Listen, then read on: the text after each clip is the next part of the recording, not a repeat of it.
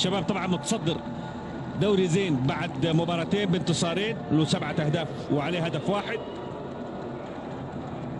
الفتح له 4 أهداف في المركز الرابع. محاولة للاتحاد، هدف أول، هدف أول للاتحاد. دييغو سوزا عوض الكرة الانفرادية اللي كانت في بداية شوط المباراة الثاني. يأتي في الدقيقة 14 من زمن شوط المباراة الثاني بهدف، بكرة دييغو سوزا يسجل هدف أول للاتحاد، هدف مع جمهور كبير ومع فرحة كبيرة. سوزا يسجل وكأنه تبعات التغيير جاءت من كنيدة، وفرحة اتحادية صفراء وسوداء.